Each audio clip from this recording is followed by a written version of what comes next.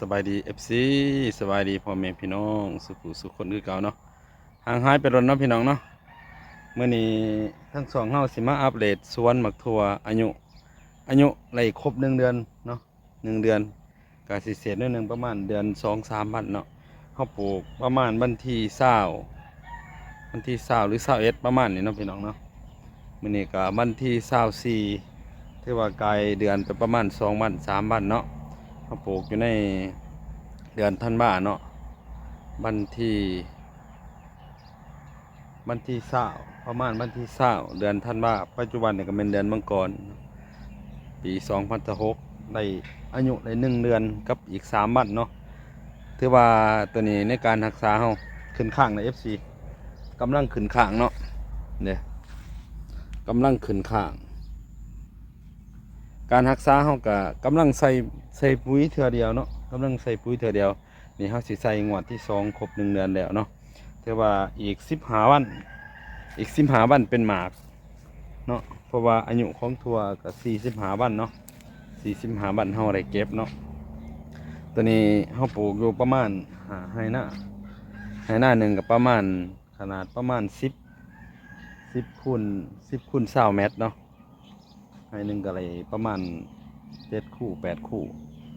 เนาะถือว่าระบบน้ำเขาก็ใส่น้ำหยดเนาะมีท่อน้ำหยดสิกำลังหดใหม่ๆเนาะ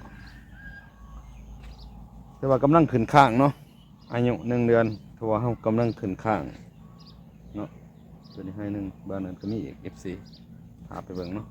กำลังใส่ข้างแล้วมือ1-2 มือเนาะท่านยังใส่อยู่ท่านได้ครบเปิดเนาะกำลังใส่ข้างเนาะทั่วเขากำลังขึ้นข้างเขาก็ใส่ใหม่เอาตะเบนกำลังสิตกผู้เนาะเป็นสีหมอกซะนะตะเบนกำลังสิตกผู้เนาะ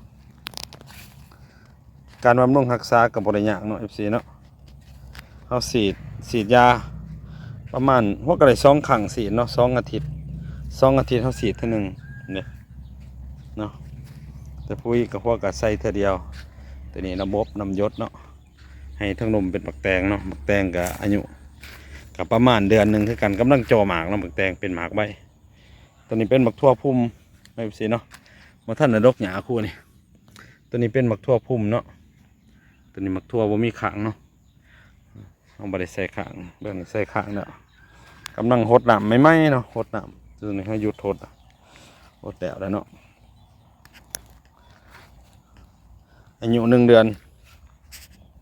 นี่นะเฮาสิมาแนะนำวิธีการปลูกเนาะตัวนี้มันเฮาปลูกซ่อนไม้บ่ทันหอดเดือนเนาะคู่นี่ประมาณ2 อาทิตย์ปลายเนาะประมาณ10 วันตัวนี้มันครบ1 เดือนด้วยกันเนาะเท้าข้างแต่เฮาต้องได้มีวิธีเอาเพิ่นขึ้นข้างอยู่เนาะในคลิปหน้าจะมาบอก FC ว่าเฮาเอาขึ้นข้างแนวใดคันเฮาบ่เอาขึ้นนี่เพิ่นก็เดื้อไปน้ำดินเนาะตัวขึ้นตัวบ่ขึ้นบ่เบิดเนาะมักตัวเฮามันก็สิเน่าเวลาเป็นหมากเนาะครบ1 เดือนอีก10 วันนี่จ่อหลอกเนาะ FC เนาะอีก10 วันนี่แม่นจ่อหลอกเริ่มสิจ่อหลอกเนาะนี่เด้เริ่มมีดอกออกมาเนาะแต่ว่าอีก10 วันนี่จะมีดอกหญ้าออกมาเนาะนี่เด้เริ่มมีดอกแล้ว10 วันเนาะอีก15 วัน2 อาทิตย์คิดว่าได้เก็บเนาะ FC เนาะให้นี่สิงามแน่นิดนึงเนาะนี่กล่องใบยางามเลย FC หยอดเป็นกำลังงามเนาะถือว่าอายุครบ1 เดือน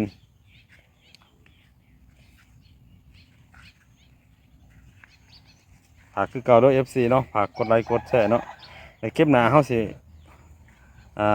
มาเว้าเกี่ยวกับวิธีเฮาสิเอาเพิ่นขึ้นเนาะเห็นบ่ FC เอาเพิ่นขึ้นข้างเฮาสิเฮ็ดวิธีใดเนาะคันบ่ขึ้นมันก็เลือดทั้งนุ่มยอดเพิ่นจะบ่งามเนาะ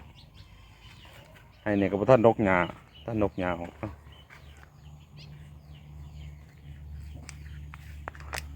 ตะเบนกำลังสิตกผู้ฝากคือเก่าเนาะ FC ฝากกดไลค์กดแชร์กดติดตามเวลาตอนนี้ก็ประมาณ5 โมงปลายเลยเนาะเด้ใส่ข้างกำลังงาม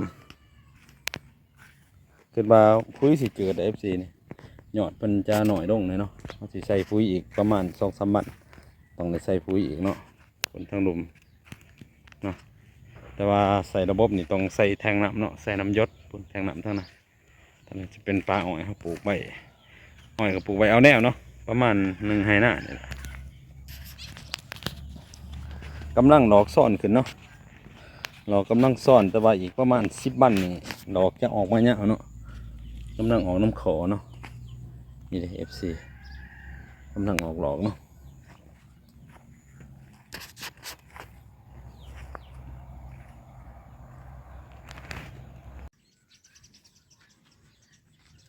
สำหรับลายหัดก็